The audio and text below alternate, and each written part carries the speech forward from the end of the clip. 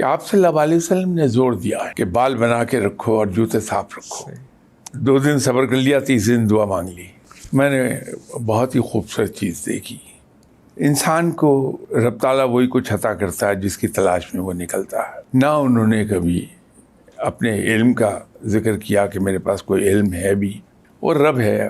طوائف کو بخش دے کتے کو پانی پلانے میں. نیند جتنی گہری ہے جھنجھوڑنا اتنا ہی شدت سے.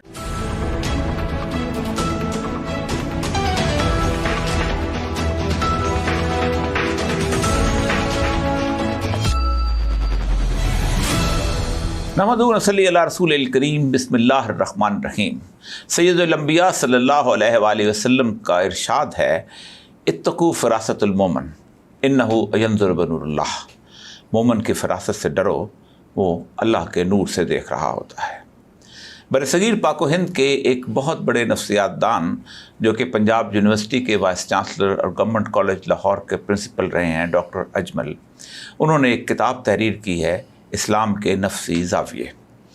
اس کتاب کا ماخذ انہوں نے اشرف علی تھانوی کی کتاب بوادر النوادر سے لیا ہے.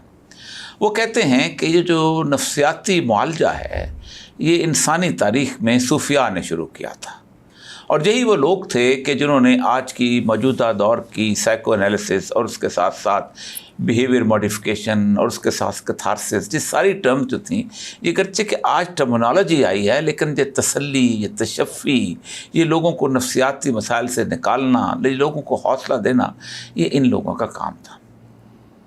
آج تاریخ کے ساتھ ایک مکالمہ کے لیے میرے ساتھ ایک ایسی ہی شخصیت ہے جس نے گزشتہ کئی دہائیوں سے لاکھوں انسانوں کو تسلی، تشفی، محبت اور ان کو ان الجھنوں سے نکالا جن کے وہ شکار تھے. پاکستان میں ایک بہت بڑا نام ہے. بہت ادب اور احترام سے میں ان کا ذکر کروں گا. میرے درمیان وہ موجود ہیں. انہوں نے بڑی عنایت کی اور بڑی محبت کی کہ یہاں اسٹوڈیو میں تشریف لائے. جناب سرفراز شاہ صاحب، السلام علیکم سر. وعلیکم السلام. سر، ہمارا جو بیسیکلی فارمیٹ یہ ہے کہ عموماً شخصیات کا انٹرویو لوگ کرتے ہیں، کب پیدا ہوئے، کہاں پیدا ہوئے، کس جگہ پیدا ہوئے، کیا کھایا، کیا پیا، کیا پیسے کہاں سے کماتے ہیں، اتنا اچھا گھر کہاں سے بنا لیا، گاڑی کہاں سے.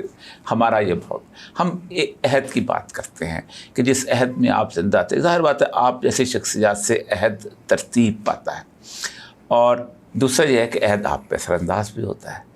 تو میں اس کا آغاز صاحب کشف المحجوب سیدنا علی حجویری کی ایک ان کی شروع میں اپنے کشف المحجوب کے جو آغاز میں جو ابتدائیہ اس میں انہوں نے اپنے عہد کو بیان کیا ہے. میں چاہوں گا کہ ہم اس سے شروع کریں. 1000 سال پرانی بات ہے، لیکن شاید آپ کو اندازہ ہو کہ ہم شاید اسی عہد میں زندہ ہیں. دادا صاحب فرماتے ہیں، ہمیں ایسے زمانے میں پیدا فرمایا گیا کہ جس کے لوگ خواہشات نفسانی کا نام شریعت، طلب جاہ اور ریاست و تکبر کا نام عزت و علم، خلق خدا سے ریاکاری کا نام خوف الہی، دل میں کینہ چھپا رکھنے کا نام علم، فضول جھگڑے کا نام مناظرہ، آپس میں لڑنے اور جھگڑنے اور نادانی کا نام بزرگی، منافقت کا نام زہد، جھوٹی آرزو کا نام ارادت، طبیعت کے ہذیان کا نام معرفت، دلی حرکتوں اور نفسانی وفسہ کا نام محبت الہی، کجروی کا نام فقر، انکار حق کا برگزیدگی، بے دینی کا فنا، پیغمبر کی شریعت کے ترک کرنے کا طریقت، اور اہل زمانہ کی آفت کو مجاہدے کا نام دیتے ہیں. یوں نہیں لگتا کہ جیسے ہم وہیں ٹھہرے ہوئے ہیں؟ دیکھیے، ثبات تو نہیں ہے ہمیں، ہم ٹھہرے تو نہیں. درست. قومیں ہمیشہ ٹرانزیشن میں رہتی ہیں. قوموں کا سفر جاری رہتا ہے، اور یہی حال زمانے کا ہے. اب دیکھنے کی بات یہ ہے کہ زمانہ چل کدھر کو رہا ہے، قوم کا رخ کس جانب ہے. داتا صاحب نے لکھا ہے، داتا صاحب جیسی عظیم ہستی، ایسی ہستی جس کے مقام کا اندازہ نہیں ہوتا. داتا صاحب کے بارے میں ایک عجیب کمال کی بات یہ ہے کہ جو ابھی عمران کے عہدے پر فائز ہے ولی اللہ، وہ انہیں یہ سمجھتا ہے کہ شاید یہ ابدال ہیں. ٹھیک. جو ابدال کے مقام پر پہنچتا ہے وہ انہیں قطب جانتا ہے. ٹھیک. قطب کے مقام پر پہنچتا ہے تو انہیں غوث سمجھتا ہے. ان کے مقام کا اندازہ نہیں ہوتا. رب تعالیٰ نے انہیں علم سے اس طرح نوازا ہے کہ لگتا ہے کہ اس علم کی حد نہیں ہے کوئی. انہوں نے اپنے زمانے کو، اپنے عہد کو اپنی نظر سے دیکھا تو انہیں اپنا دور ایسا ہی لگا جیسا انہوں نے بیان کر دیا. آج کے دور کو اگر دیکھیں تو داتا صاحب شاید مارے حیرت کے گنگ ہو جائیں. ہمارا سفر جاری ہے، لیکن بدقسمتی سے ہمارا سفر کسی اور جانب کو چلا گیا. آپ خود سول سروس میں رہے ہیں، نہ صرف آپ نے دیکھا ہے زمانے کو بلکہ اس کو بھگتا بھی ہے. اس میں آپ نے کنٹریبیوٹ بھی کیا ہے. بھگتنے سے مراد میری وہ ہے. ٹھیک، نہیں بھگتا بھی. جب آپ نے جاب شروع کی تو حالات کچھ اور تھے. اخلاقیات کا معیار ابھی کچھ تھوڑا بہت باقی تھا. دیکھتے دیکھتے چیزیں آج کی نہج کو آ گئیں. میں اس کو دیکھتا ہوں تو مجھے حوصلہ ملتا ہے کہ جس طرف کو ہم آ گئے، یہ جس گہرائی کو ہم چلے گئے، اس سے مجھے حوصلہ ملتا ہے. لگتا یوں ہے کہ ہم باٹم کو ٹچ کرنے والے ہیں، اور یہ قانون فطرت ہے کہ جو قوم باٹم کو ٹچ کرتی ہے باؤنس بیک ضرور کرتی ہے، پھر اٹھتی ہے وہ. اس لیے میں اس سے مایوس نہیں ہوتا. یہ بڑی کمال کی بات کی. اقبال کا ایک مشہور واقعہ ہے کہ انہوں نے کہا کہ میرے سوال کا ایک جواب جو ہے وہ کچھ شخص داتا صاحب کی مسجد میں لے کے آئے ہوئے ہیں، تو وہ جا نہیں پا رہے تھے، مزاج تھا. وہ صاحب ایک دن آئے، علی بخش کو مولانا روم کا ایک شعر دے گئے: ہر بنائے کونا کا باداں کنت، اولاں بنیاد را ویراں کنت. اگر تم چاہتے ہو کہ عمارت نئی بنائی جائے تو پہلے بنیاد تو ڈھاؤ. تو یہ آپ نے بڑی کمال کی بات کی. تو آپ کیا سمجھتے ہیں کہ اس زوال کا سفر کب تک ہمارا زوال تو ہے؟ میرا خیال ہے کہ جس لمٹ کو ہم ٹچ کر گئے ہیں اب یہ زیادہ دیر کی بات نہیں ہے. وقت کا تعین، اس کا علم اللہ کسی کو عطا نہیں کرتا. کوئی آدمی اندازہ نہیں کر پایا آج تک. اور مزے کی بات یہ ہے کہ جس نے وقت کا تعین کرنے کی کوشش کی وہ جھوٹا ہو گیا.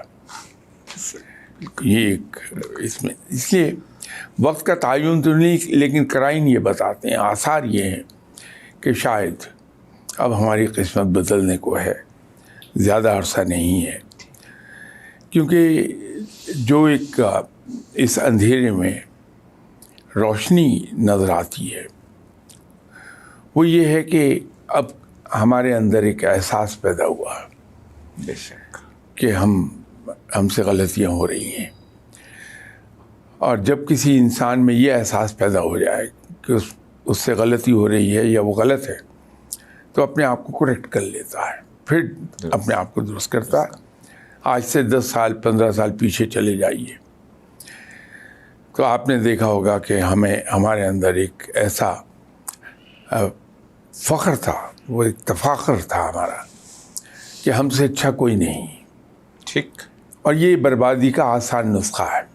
اگر کسی شخص کو آپ نیچے گرانا چاہتے ہیں تو اس کو ایک یہ یقین دلا دیجیے کہ وہ بہت اچھا انسان ہے، چوزن ون یہودیوں والا، تو وہ بڑی جلدی سر کے بل زمین پہ گر جائے گا. ٹھیک. کچھ ہم بھی اپنے آپ کو یہی سمجھتے رہے. لیکن اب دیکھ، اور اس میں میں تعریف کروں گا ہمارے میڈیا میں. لوگ میڈیا کے بارے میں کچھ ہی کہیں، لیکن میڈیا کی یہ خدمت بڑی ہے کہ رفتہ رفتہ اس نے ایک احساس اجاگر کر لیا ہمارے اندر کہ ہم سے غلطیاں ہوتی ہیں، ہمیں اپنے آپ کو کریکٹ کرنے کی ضرورت ہے. جب یہ احساس آتا ہے تو سمجھ لیجیے کہ 50% انسان ٹھیک ہو گیا. ٹھیک. تو میرے لیے بڑی ایک امید نظر آتی ہے مجھے کہ انشاءاللہ وہ دن دور نہیں ہے کہ ہم اپنے آپ کو ٹھیک کر لیں گے اور اوپر اٹھیں گے. آپ کا ایک عرصہ گزرا ہے، لاکھوں لوگ آپ سے فیض پاتے رہے ہیں، تسلی لیتے رہے ہیں، تشفی لیتے رہے ہیں. آج کے دور کو، اس صدی کو ایج آف انگزائٹی کہتے ہیں. یہ انگزائٹی وقت کے ساتھ ساتھ بڑھی ہے. کس طرح کے لوگ تھے آج سے 50 سال پہلے جب آپ نے چند لوگوں کو دیکھا ہوگا، اور آج جو ہجوم آپ کی طرف ہے تو کیا صورتحال؟ ہمارے اندر بڑھ گئی ہے انگزائٹی کافی، اس میں بہت اضافہ ہو گیا. اور اب جو مسئلہ ہمارے لیے بن رہا ہے وہ یہ ہے کہ ایسی باتیں جن کو شاید ہم اسٹرائڈ میں لے سکتے ہیں، we can simply laugh them out, ہم ان کو ایک بڑا مسئلہ بنا لیتے ہیں. اور اس میں ایک جو چیز دکھائی دیتی ہے وہ ایک کشمکش ہے. ٹھیک. نئی جنریشن کی اور ہماری جنریشن کی. ہم اپنی ان باتوں پہ ابھی ڈٹے ہوئے ہیں، جبکہ آج کا نوجوان اس کو ایکسپوجر بہت ہے، اس کو ایکسیس بڑی ہے معلومات تک، اس کا مینٹل ہورائزن بہت براڈ ہے ہماری نسبت. بے شک. لیکن اس کی ڈاؤن سائڈ بھی ہے کہ جہاں اتنا وین پیدا ہو گیا نوجوان میں، وہاں اس کے ساتھ ساتھ اس نے کچھ چیزوں کو کھویا بھی ہے. ہمارے معاشرے کا، جب میں ابھی بچہ تھا، لڑکپن میں تھا اور ایون نوجوانی کی حد میں بھی، نظر آتا تھا کہ ہمارے یہاں ابھی توکل اور قناعت باقی ہے. وہ رفتہ رفتہ ایروڈ ہو گئی. توکل اور قناعت کے ایروڈ ہو جانے سے ایک نقصان یہ ہوا کہ انگزائٹی انسان میں بڑھ گئی. بے شک. اور جب انگزائٹی بڑھ جاتی ہے آدمی بڑا ایزیلی اریٹیبل ہو جاتا ہے، اور اریٹیبل ہو جائے بہت آسانی سے تو پھر تعلقات میں دراڑ آنے لگتی ہے جگہ جگہ. وہ ہم اس کو دیکھ رہے ہیں کہ داتا صاحب نے تو کمال بات فرمائی، جیسے میں نے عرض کیا کہ وہ داتا صاحب کی نظر ہے. وہ ان کا ہمارا تو نہ وہ نظر کسی کو عطا ہوئی، نہ وہاں تک اس طرح سے وہ پہنچے. ہم تو سطحی ایک معائنہ کر سکتے ہیں، چیزوں کو دیکھ سکتے ہیں. ہمارے یہاں یہ جو ہو گیا کہ ہمارے نروس جواب دے رہے ہیں، اور نروس جواب دے رہے ہیں کہ ہم نے اپنے اوپر بہت سی چیزیں لوڈ کر لی ہیں، اپنے اوپر وزن لاد لیا. اب ہم کرپل ہو رہے ہیں انڈر دیٹ ویٹ، اور اس سے ہمارے نروس جواب دے گئے ہیں، اور اس سے ہم بہت ہی جلدی اریٹیٹ ہو جاتے ہیں. نتیجہ یہ ہے کہ ہمیں گلے شکوے بہت ہو گئے، دوسروں سے شکایتیں بہت ہو گئیں. میں اکثر بیشتر ایک عرض کیا کرتا ہوں کہ یہ جس نہج پر ہمارے تعلقات ہو رہے ہیں، ہر ایک سے گلا شکوہ ہے. اس سے جان چھڑانے کا ایک بڑا آسان سا نسخہ ہے کہ اگر میں دوسرے آدمی کو بھی اپنی جیسا انسان سمجھ لوں، کہ جیسے میں انسان ہوں، میرے اندر بہت سی خامیاں ہیں، کوتاہیاں ہیں، خطائیں مجھ سے سرزد ہوتی ہیں، وہ بھی انسان ہے، اس سے غلطی ہو گئی ہے. ٹھیک. آپ نے مولانا اشرف تھانوی صاحب کا حوالہ دیا، ان کے بارے میں ایک صاحب نے اپنا خود پر بیتا وہ قصہ سنایا. اللہ کے نیک بندے تھے، اب تو دنیا سے چلے گئے، اللہ انہیں غریق رحمت فرمائے. ان کے ساتھ میرا بڑا قربت کا تعلق ہوا. تو ایک دن وہ فرمانے لگے کہ میں ابھی شاید کلاس 5-6 میں پڑھتا تھا. مولانا اشرف تھانوی صاحب جب بھی سیالکوٹ تشریف لاتے تھے تو ہمارے گھر پہ ٹھہرتے تھے. تو ایک مرتبہ ہمارے گھر پہ قیام تھا مولانا اشرف تھانوی صاحب کا. میں ان کے لیے صبح کا ناشتہ لے کے گیا تو میں نے ایک سوال کر دیا جو میرے والد صاحب کو پسند نہیں آیا کہ اتنی بڑی ہستی سے سوال میں کلاس 5-6 کا اسٹوڈنٹ سوال کروں. میں نے عرض کیا کہ حضور ایک کافر میں اور مسلمان میں کیا فرق ہے؟ واہ. تو انہوں نے فرمایا کہ جو میں نے مولانا اشرف تھانوی صاحب کو پایا وہ یہ تھا کہ مولانا اشرف تھانوی صاحب اپنے مخاطب کی ذہنی سطح کے مطابق جواب دیتے تھے. تو انہوں نے دیکھا کہ یہ کلاس 5-6 کا اسٹوڈنٹ ہے تو کہنے لگے بیٹا ایک مسلمان اور کافر میں اتنا ہی فرق ہے جتنا ایک اچھے اور ایک برے آدمی میں. جب کوئی برا آدمی کسی اچھے آدمی کو نیکی کرتے دیکھتا ہے تو کہتا ہے کہ ضرور اس کے پیچھے اس کی کوئی غرض چھپی ہے جو یہ کام کر رہا ہے. لیکن جب کوئی اچھا آدمی کسی برے آدمی کو کوئی برا کام کرتے دیکھتا ہے تو یہ نہیں کہتا کہ اس سے گناہ ہوا, وہ یہ کہتا ہے اس بیچارے سے غلطی ہو گئی. اب یہ جو ایٹیچیوڈ ہے کہ دوسرے کی غلطی کو اتنا ٹون ڈاؤن کر دینا اور اس کو برداشت کر لینا, میرا خیال ہے کہ اگر ہمیں کہیں کچھ تھوڑا بہت ریلیف آج کے زمانے میں مل سکتا ہے اسی چیز سے, اسی بات سے مل سکتا ہے کہ ہم دوسرے آدمی کو انسان سمجھ کے کہ وہ انسان ہے, غلطی ہو گئی اس سے کوئی بات نہیں تو معاف کر دیا جائے. اور یہ سنت بھی ہے کہ دوسرے کو معاف کر دینا فوری طور پہ. یہ زمانہ دل گردے کا کام ہے معاف کرنا. اصل بات تو یہ ہے, آپ اقبال نے کہا ہے کہ کسی ایسے شرر سے پھونک اپنے خرمن دل کو کہ خورشید قیامت بھی ہو تیرے خوش چینوں میں. آپ کے عہد میں آپ کو مرشد مل گئے, ہم نے بڑا ذکر ان سے آپ سے زبان سے سنا ہے, ویسے بھی ہم پھر سننا بھی چاہیں گے. یہ تلاش آپ کی اپنی تھی اور اگر یا انہوں نے اس گوہر کو دریافت کیا تھا, اور آج کے دور میں اگر سوچیں تو عموماً لوگ پوچھتے ہیں تو میں تو کہتا ہوں کہ ہمیں تو کوئی پہچان نہیں ہے, عموماً یہی ہے کہ مرشد ہی ڈھونڈ لیتے ہوتے ہیں. آپ کا یہ سفر جو تھا اس عہد میں جس وقت آپ کو یہ اس پہ تھوڑا روشنی ڈالیں گے تو. اصل میں شاید ایک بچپن کا شوق تھا, تلاش نہیں. شوق یہ تھا کہ کسی ولی اللہ سے ملوں, اور اس کی بنیاد یہ بنی کہ گھر میں والدہ صاحبہ سے, خالہ سے, نانی سے ہم اولیاء کرام کے قصے سنتے رہتے تھے. چھوٹے تھے, کلاس پرائمری اسکول کا اسٹوڈنٹ سمجھ لیجیے, پھر ہائی اسکول کا, تو قصے سن کے ایک خاکہ بنا شخصیت کا کہ ولی اللہ ہوتا کیسا. ٹھیک, اس کی تلاش تھی. تو جب پریکٹیکل لائف میں آ گیا میں تو وہ تلاش اس وقت بھی جاری رہی. مختلف لوگوں سے میں ملتا رہا. ملتان میں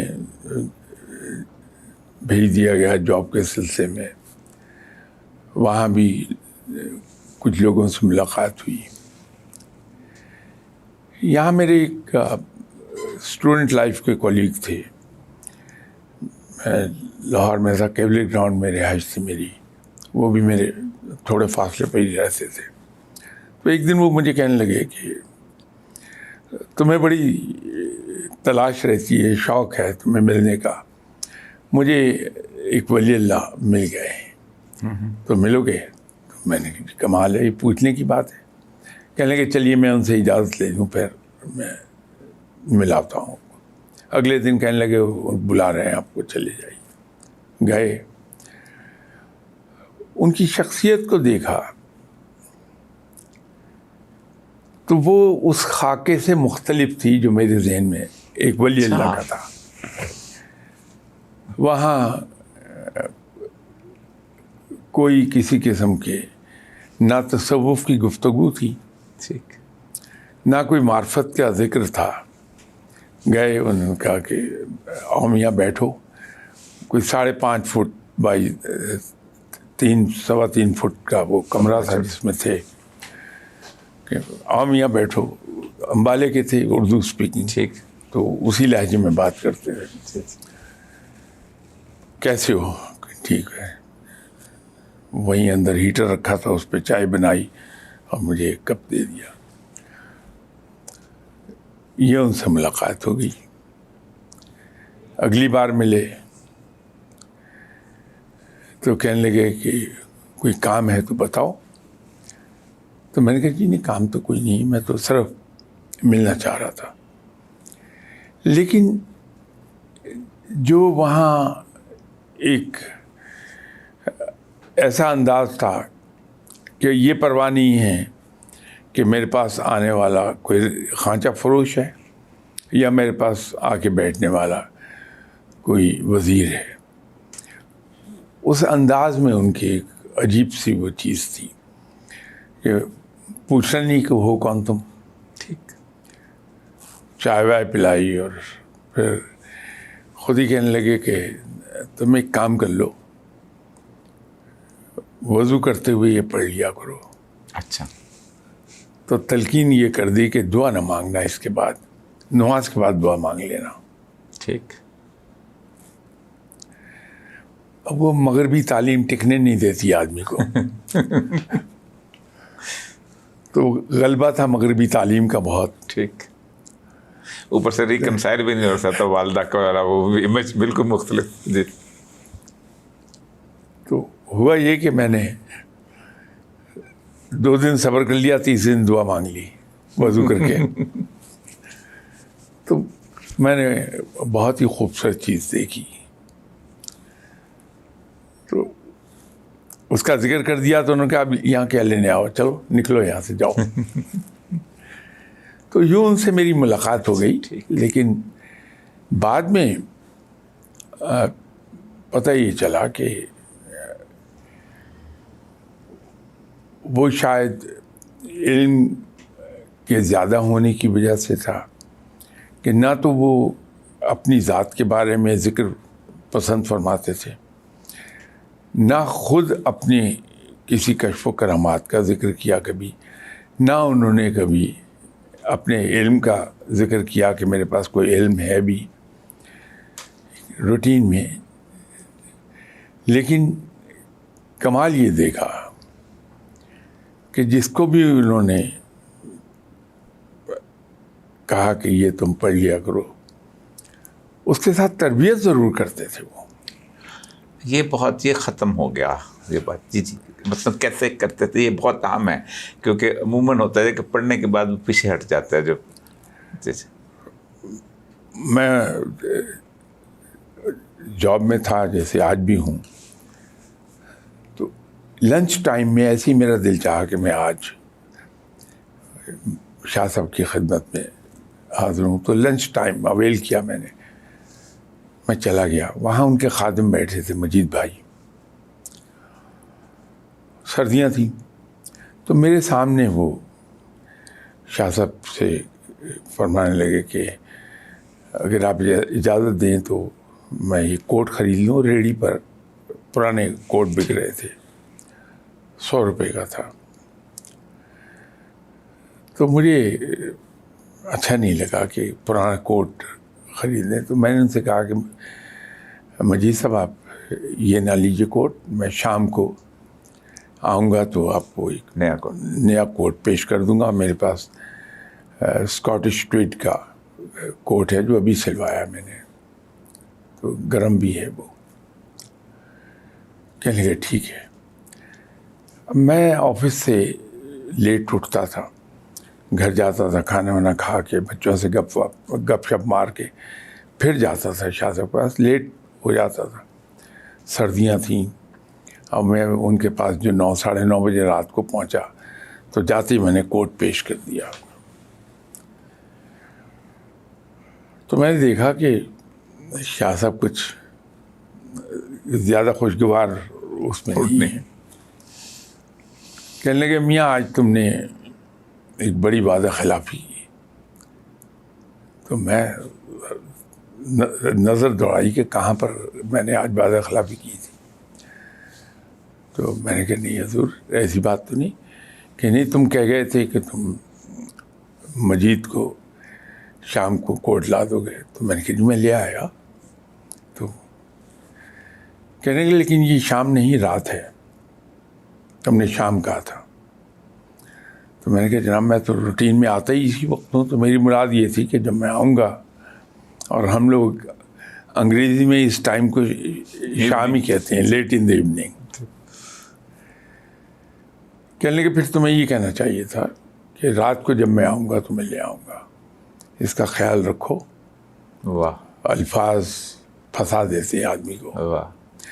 تو تربیت کا یہ اینگل تھا ان کا کہ تربیت پہ بہت زور تھا.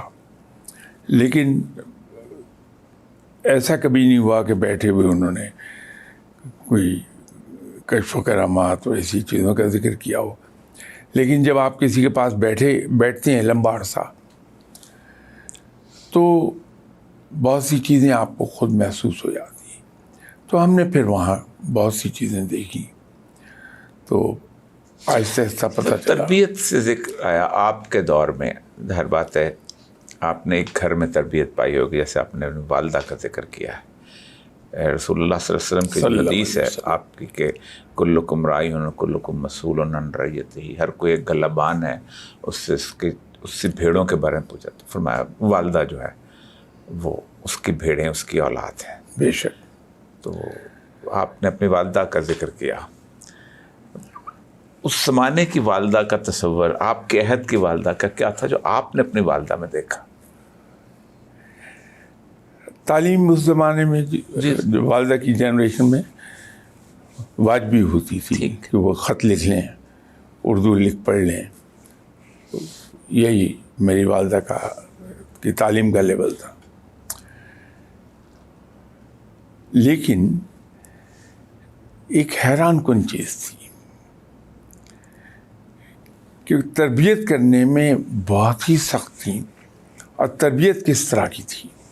ایک عجیب و غریب چیز ہے کہ بال بنانے پہ بڑا زور تھا کہ صبح اٹھ کے منہ ہاتھ دھو کے نہا کے بال ضرور بننے ہیں تمہارے. جوتوں کو صاف رکھنے پہ بڑا زور تھا. تو اگر کبھی غلطی سے بال میرے مناسب طریقے سے نہیں بنے تو ایک باریک دندانوں والی کنگھی تھی، سزا کے طور پہ وہ پوری دبا کے سر میں پھیرتی تھی، اور اکثر اوقات کان زخمی ہو جاتا تھا کہ بالوں سے نکل کے یہاں ٹکراتی تھی. تو نتیجہ یہ ہوتا تھا کہ نصیحت آ جاتی تھی کہ بال بنا کے رکھنے. بعد میں کافی دیر کے بعد انکشاف ہوا کہ آپ صلی اللہ علیہ وسلم نے زور دیا ہے کہ بال بنا کے رکھو اور جوتے صاف رکھو.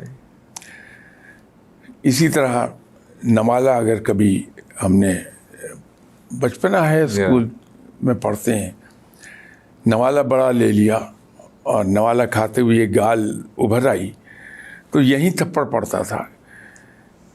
چھوٹا نوالہ لو، کوئی چور تمہاری روٹی اٹھا کے بھاگ نہیں جائے گا. اس طرح کی جو تربیت تھی والدہ کا، اس پہ بڑا زور تھا. تو کسی بڑے کے سامنے بولنے نہیں دیتے تھے. میں کلاس 2 میں پڑھتا تھا. والد کا چونکہ فوج سے تعلق تھا تو ایک سویپر گھر پہ آئے جو سرکاری سویپر ہوتا. تو کلاس 2 میں تھا میں نے انہیں سلام نہیں کیا سویپر کو. تو مجھے وہ تھپڑ جو گردن پر میرے پڑا والد کا وہ آج بھی یاد ہے. واہ. کہ یہ تم سے بڑے ہیں چھوٹے، تمہیں سلام کیوں نہیں کیا؟ انہوں نے تمہیں سلام کیا. یہ والدہ یہ تو خیر والد کا قصہ ہے، لیکن والدہ کا زور ان چیزوں پر بہت رہا، تو ان کی تربیت میں یہ عنصر بہت تھا۔ میں نے قرآن پاک اپنی والدہ سے ہی پڑھا کہ وہ ناشتہ بناتے ہوئے پاس بٹھا کے قرآن پڑھاتی تھی مجھے۔ ایسے ہی ہوتا تھا ہمارے زمانے میں بھی، والد اور والدہ دونوں ناشتہ بناتے، وہ چھوٹا سا سین۔ شاہ صاحب، آپ نے آج کا عہد اور اس وقت کی صورتحال دیکھی ہے، آپ کے پاس جو لوگ آتے ہیں ان کے سوالات کیا بدلے ہیں گزشتہ 10-15 سالوں کے اندر؟ کیونکہ بہت زیادہ جسے کہتے ہیں نا، ہماری یوتھ جو ہے وہ ڈسٹرب ہوئی، اور آپ بس کافی آتے ہیں لوگ، تو کس قسم کی بے چینی بڑھی ہے؟ سوال کی نوعیت کیا ہوگی؟ ایک سوال بہت کامن ہو گیا کہ ہماری بچی کی شادی نہیں ہو رہی، ہاں، یہ بہت کامن ہوا ہے، اور یہ میں نے اسے بڑھتا ہوا دیکھا ہے پچھلے 10-15 سال میں، بڑی شدت آئی ہے اس کے اندر۔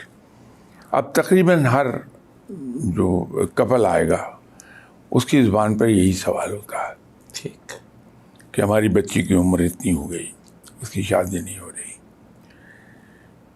یہ سوال بڑا کامن ہو گیا ہے، اور یہ ظاہر ہے سوال کامن ہوا مطلب یہ پریشانی بڑھ گئی۔ یہ تو ہے جو ادھیڑ عمر ٹھیک کی کپل آتا ہے۔ نوجوان جتنے بھی آتے ہیں ان کے 2 سوال ہوتے ہیں۔ ایک تو یہ ہوتا ہے کہ میں ملک سے باہر چلا جاؤں، اتنی ڈسسیٹسفیکشن، بہت زیادہ بہت زیادہ، بہت زیادہ۔ یہ تقریباً ہر نوجوان کا یہ ضرور ہوتا ہے کہ میں کسی غیر ملک میں چلا جاؤں۔ دوسرا یہ ہے کہ جاب نہیں مل رہی ہے، بے روزگاری ہے۔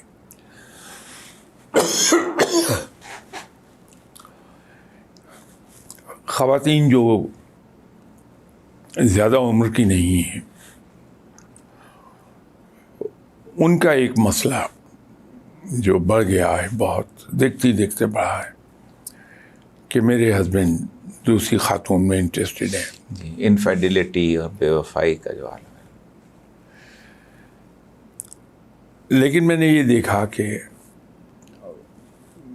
چونکہ ایک آدمی آپ کے پاس آیا، آپ کبھی اس کا دل نہیں دکھانا چاہیں گے، اور کھری اور سچی بات بھلی نہیں لگے گی آنے والے کو، ٹھیک، تو آداب کے خلاف ہے کہ ایک آدمی میرے پاس آیا ہے میں اس کا دل دکھا کے بھیج دوں۔ ٹھیک،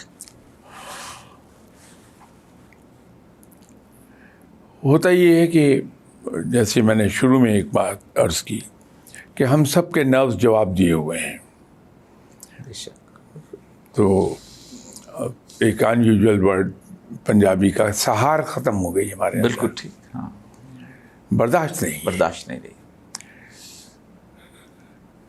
تو جب برداشت نہیں ہے تو پھر ڈفرینسز ڈیولپ ہوتے ہیں۔ اس میں عجیب و غریب سا قصہ ہے کہ بچیاں جو آ جائیں اگر، تو میری اپنی اولاد کی طرح ہیں، ٹھیک، ان کو میں سمجھانا افورڈ کر سکتا ہوں۔ بیٹیاں ہیں تو میں اکثر بیشتر ایک بات کہا کرتا ہوں کہ بیٹی، آپ کے ہسبینڈ دوسری خاتون میں انٹرسٹڈ ہیں، بہت بری بات ہے، اللہ تعالیٰ انہیں ہدایت دے، لیکن میرا ایک بحیثیت فادرلی فگر کے ایک مشورہ ہے آپ کو کہ اپنے اوپر نظر دوڑا لیجیے، کہیں ایسا تو نہیں ہے کہ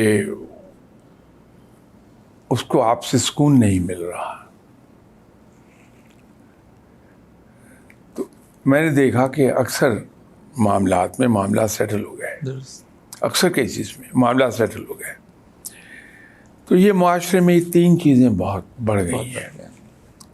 ایک ہم ویسے بھی، میں پچھلے جمعے پہ سیدہ عائشہ کا ایک شعر سنا رہا تھا، کہتی جب رسول اللہ صلی اللہ علیہ وسلم آپ داخل ہوتے تھے میرے باری میں، تو میں سب سے پہلے جو شعر پڑھتی تھی کہ لنا شمس من الآفاق، ایک تو آسمان کا سورج ہے، ایک میرا سورج ہے، اور میرا سورج بہتر ہے، آسمان کا سورج فجر کو طلوع ہوتا ہے، میرا سورج عشاء کو. اب یہ تعریف کرنا، اب دیکھیں نہ میاں تعریف کرتا ہے کسی کی، نہ بیوی تعریف کرتے ہے کسی کی، یہ ختم ہوتا جا رہا تھا. ویسے پہلے بھی نہیں کرتے تھے، شاید آپ کے زمانے بھی نہ کرتے ہوں، لیکن وقت کے ساتھ ساتھ یہ جو ہے نا تائید بہت شاید ضروری ہوتی گئی. وہ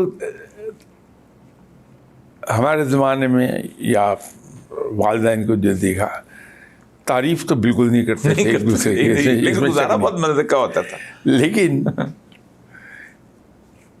جو ان کے رویے ہیں ہاں، اس سے شو ہوتا تھا کہ ایک دوسرے کے کتنے قریب ہیں. انڈسپینسیبل والی بات، نہیں گزارا ہو نہیں سکتا میرا اس بیوی کے بغیر، اس خاوند کے بغیر. یہ بڑی کمال کی بات. شاہ صاحب، میں نے جو حدیث سب سے پہلے آپ پڑھی، اور میری بھی کچھ 68 کی عمر ہو گئی ہے، بہت کم لوگ ایسے میں نے دیکھے ہیں کہ جن کو اللہ تبارک و تعالیٰ نے یہ نظر عطا کی ہو کہ ظاہر بات ہے 100% تو صرف پیغمبر کی زبان سے ہوتے ہیں کہ وہ دیکھ لیتے ہیں، جھانک لیتے ہیں، درون خانہ بھی اللہ کے نور سے جو دیکھتا ہے.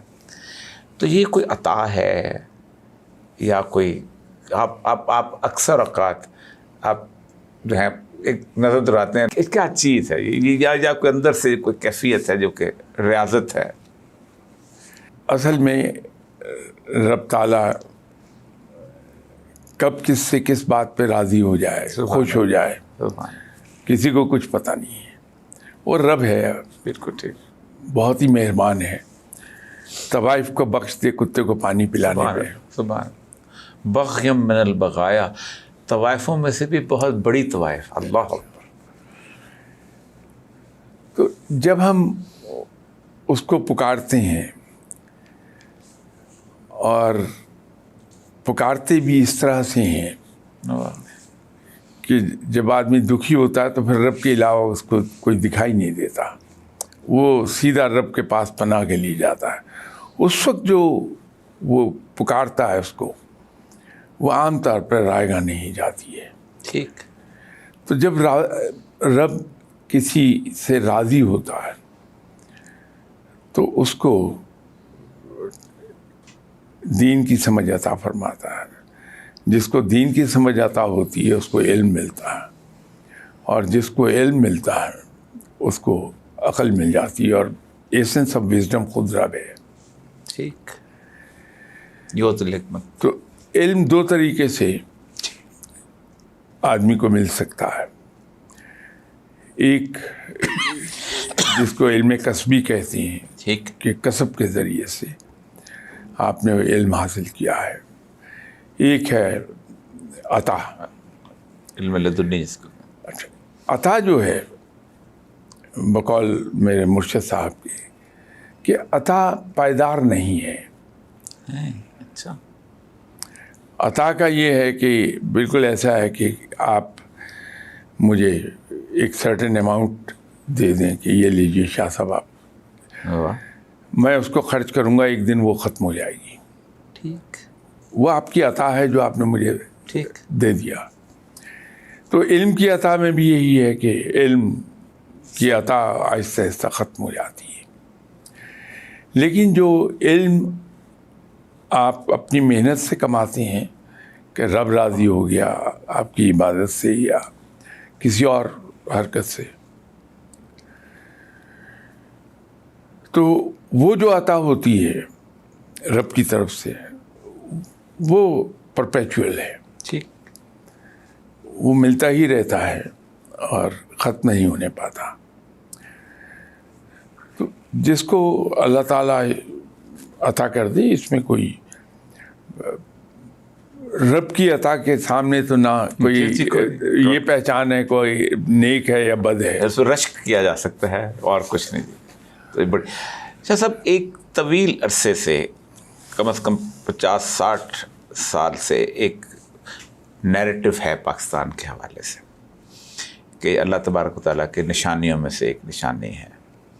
نیشن اسٹیٹس جب بن رہی تھیں تو مذہب کے نام پہ واحد ریاست سے بنی ہے. باقی ریاستیں قوم، نسل، زبان کی وجہ سے، ہماری جو ہے اللہ کا نام ہے اس کے باہر. باقی گھر ہیں، یہ مسجد ہیں. تو کیا ہم اس حالت سزا میں نہیں ہیں کہ ہم نے اتنا عرصہ اس مسجد کے اندر اتنی گند ڈالا، اتنی غلاظت کی، کیا ہمارے ساتھ وہ موسم نہیں شروع ہو گیا؟ اور یہ سب اس میں شاید بہت آپٹیمسٹک ہوں یا زیادہ رب سے امیدیں بہت رکھتا ہوں کہ رب تعالیٰ جتنا مہربان ہے بے شک اس سے سزا کی امید نہیں، وہ تو برداشت نہیں ہوئے گیا اللہ. تو اللہ تعالیٰ کسی کو سزا نہ دے، وہ کسی کے بس کی نہیں ہے. لیکن یہ ضرور ہے کہ رب تعالیٰ اتمام حجت کے طور پہ اپنے بندوں کو جھنجھوڑتا ہے، جگاتا ہے. ٹھیک. تو وہ جو جگاتا ہے اس کو ہم اپنی کم ظرفی کی وجہ سے عذاب سمجھ لیتے ہیں. عذاب سمجھ لیتے ہیں، لیکن وہ جھنجھوڑتا ہے، ورنہ اس کے سزا یا عذاب کے سامنے ٹھہرا کون ہے؟ ٹھیک. جن پہ عذاب نازل کیا وہ قومیں مٹ گئی دنیا سے. بالکل ختم. تو اللہ ہمیں تو ہر قدم پر بچا لیتا. ٹھیک. آپ نوٹ کیجئے، اگر ہم دنیاوی اس سے بات کریں کہ جب بھی پاکستان مالی مشکلات کا شکار ہوا، کبھی کوریا کی جنگ لگ گئی، کبھی افغان جنگ لگ گئی، کبھی وار اینڈ ٹیرر آ گیا، تو رب تعالیٰ ہمارے لیے رزق کے دروازے کھولتا رہا ہے. لیکن ابھی تھوڑا سا شاید جھنجھوڑا جا رہا ہے کہ آنکھ کھولو، ٹھیک. کیا کر رہے ہو. خود تو میں تو اس کو جھنجھوڑ نہ کہوں گا، ٹھیک. سزا نہیں کہہ پائیں گے اسے ہم. یہ تو ہے شاہ صاحب کہ لعلکم ترجعون راجعون، کہ میری طرف لوٹ ہے، میں جھنجھوڑتا ہوں. لیکن آپ چونکہ صاحب نظر ہیں، یہ جو جھنجھوڑنا ہے کچھ عرصے سے کچھ زیادہ ہو گیا ہے، اور یہ کب تک ایسا چلے گا؟ یہ وقت تو آپ نے خود بتایا کہ نہیں، لیکن اندازہ تو آپ کا ہوگا. دیکھیے، نیند جتنی گہری ہے جھنجھوڑنا اتنا ہی شدت سے. تو ہم بڑی گہری نیند میں چلے گئے ہیں، تو رب اسی طرح جھنجھوڑ رہا ہے. لیکن میرا اپنا جو اندازہ ہے، یہ دہائیوں کا کھیل نہیں ہے. اچھا، ٹھیک. سالوں میں آ گیا، بہت کم. اچھا، بہت کم. ٹھیک، مہینوں میں آ گیا. اللہ تعالیٰ تو جی یہ ہے کہ ہمیں کچھ عرصے کے بعد اندازہ ہونا شروع ہو جائے گا یا آثار دکھائی دینے شروع ہو جائیں گے کہ اب ہم بہتری کی طرف راستے پہ چڑھ گئے ہیں. اللہ تعالیٰ آپ کی زبان ہوا. شاہ صاحب، ابھی تک ہم نے یہ ذکر کیا آپ کے پاس، مرشد کے پاس جانے میں اور اس وقت آپ کے پاس جو لوگ آتے ہیں، دونوں میں ایک فرق میں نے محسوس کیا. آپ کے پاس لوگ آتے ہیں جو آپ نے بتایا، ہمیں بھی اندازہ ہے کہ دنیاوی ضروریات کے طلب میں، آپ کے پورے اس کے اندر کوئی ایسی چیز نظر نہیں آئے. تو ایسے بندے کو تو مرشد نہیں ملتا جو کہ صرف یہ وہ کہ میری نوکری میں لگ جائے، جب میرا باس مجھ سے راضی ہو جائے، یا میری بیوی رائے راست پہ آ جائے، جب میرا خاوند فنا عورت کو چھوڑ دے. تو یہ چیزیں جو ہیں، آپ مجھے کبھی ایسا ہوا کہ آپ کے پاس کچھ لوگ ایسے ہوں جو خالصتاً ان ساری چیزوں سے بے نیاز ہو کے صرف اور صرف رضائے الہی کے لیے آپ کے پاس آئے ہوں؟ دیکھیے، پچھلے 39 ایئرز میں میرا خیال ہے ایسے شاید 2 یا 3 لوگ ہیں. اللہ اکبر. انسان کو رب تعالیٰ وہی کچھ عطا کرتا ہے جس کی تلاش میں وہ نکلتا ہے. تو اگر دنیا کی تلاش میں کوئی نکلا ہے تو وہاں سے تلاش، بلکہ ایک دن کوئی بات ہو رہی تھی، کسی صاحب کو مرشد صاحب نے کچھ سکھایا، اچھا، حساب کتاب کرنا. تو مجھے یہ ہوا کہ میں اتنا قریب ہوں اپنے مرشد صاحب کے، مجھے بیٹا بھی کہتے ہیں. صحیح. یہ بھی فرماتے ہیں کہ میں نے اسے اپنی جیب عطا کر دی. ٹھیک. کہتے ہیں میرے بعد یہی ہوگا، یہ بھی کہتے ہیں. تو مجھے تو یہ انہوں نے نہیں سکھایا. تو ایک بار سوچا، 2 بار سوچا، تیسری بار سوچا تو شاہ صاحب بولے، کہنے لگے میاں میں فقیر آدمی ہوں، میرے پاس جو جس نیت سے آتا ہے میں اس کے مطابق ہی اسے بتا دیتا ہوں. तुम इस नीयत से आए नहीं थे, तुम तो किसी और नीयत से आए, जो मैं जानबूझ के नाम ले नहीं रहा। ये मेरे पास आए कि मुझसे कुछ ये ऐसी चीज़ सीख ले जिससे जमा तफरीक करके लोगों के सवाल का जवाब सही दे दें और इससे इन्हें पैसे मिल जाया करें। वो मैंने वो दे दिया, लेकिन तुम इस नीयत से नहीं आए थे। तो मैं तो फ़कीर हूँ, जो जिस नीयत से मेरे पास आएगा मैं वो दे दूँगा। ये दुरुस्त बात है ठीक। कि हम जिस नीयत से जिस चीज़ की तलाश में निकलते हैं वो हमें मिल जाती है, अल्लाह वही अता करता है। तलब का प्योर मटेरियलिस्टिक वर्ड जो है दुनिया की, उसके अंदर भी लोगों के अंदर कहीं ना कहीं अखलाकियात की सूरत हाल होती है, और कुछ नहीं तो फिलैंथ्रोपी के ज़रिए ही वो अपनी साल्वेशन ऑफ सोल, अपनी रूह की तस्कीन, या और कुछ नहीं तो दुनिया के अंदर वो एक हमारे यहाँ यानी ये चीज़ जो है वो अगरचे के रज़ा इलाही के लिए होनी चाहिए थी, हमारे यहाँ जब वक्त के साथ साथ कम क्यों होती जा रही है? हमारी सोच में एक बड़ी तब्दीली आई है। आपने अपने वालिदैन को देखा होगा, वो अगर किसी से नाराज़ हुए होंगे तो मटेरियल चीज़ों के लिए नाराज़ कभी नहीं हुए होंगे। हाँ। कि किसी ने उनसे 100 रुपया उधार ले लिया, उस ज़माने में 100 बहुत था, वो वापस नहीं किया है, या किसी के हाथ से उनका कोई बड़ा नुकसान हो गया, नाराज़गी नहीं हुई। नाराज़गी होती थी असूल पर, असूली बात पे। ठीक। उसकी वजह ये थी कि हमारी सोच में मटेरियल चीज़ों की वैल्यू वो नहीं थी जो आज है। तो आहिस्ता आहिस्ता यूँ समझ लीजिए कि क्लास 1 से आदमी को याद होती हैं चीज़ें, तो क्लास 1 से मुझे याद है,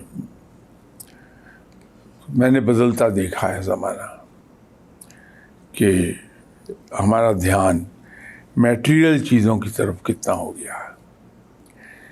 तो चूँकि हमारी सोच पे मटेरियल चीज़ें हावी हो गई हैं, तो जो मॉरल वैल्यूज़ हैं वो दब गई उसके नीचे, अब वो दब गई हैं। ये ऊपर से जो गर्द गुबार है वो साफ़ होगा तो फिर मैं अखलाकियात, अखलाकी वैल्यूज़ फिर उभरेंगी एक बार। लेकिन अभी तो हमारा हाल ऐसा है कि एक ट्रेन हाई स्पीड पे दौड़ रही है, 4-5 साल का बच्चा अगर छोटा सा कंकर भी उसको मारे, उसकी विंड स्क्रीन पे लगेगा, विंड स्क्रीन टूट जाएगी। हालांकि उसी खड़ी ट्रेन को अगर कोई ईंट भी दे मारे तो शीशा नहीं टूटता। तो जब कौमें ट्रांजिशन में होती हैं तो वल्नरेबल हो जाती हैं वो ऐसी तमाम कंटेमिनेशंस को।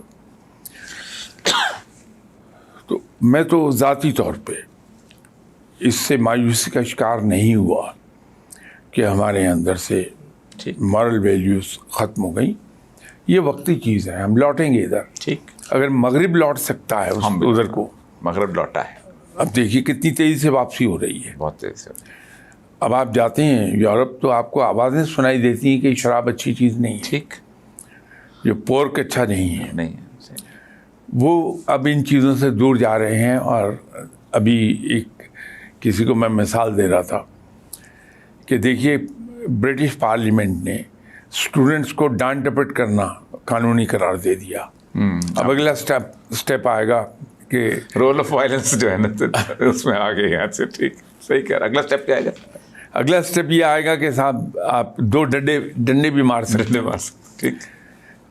अब ये जॉइंट फैमिली की तरफ जाएंगे बड़ी तेज़ी से, उनके अंदर एहसास मैं देखता हूँ।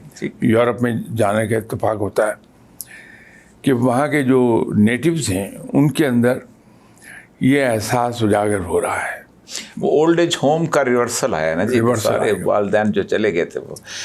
सब इस वक्त जो सूरत हाल है और जिस तरह की आप बहुत पुरुम्मीद हैं, अगरचे कि हम भी थोड़ा बहुत पुरुम्मीद दिखते हैं, लेकिन आप जैसे ज़ाहिर बात है आप जो देखते हैं उससे उम्मीद की किरण और रोशनी होती है।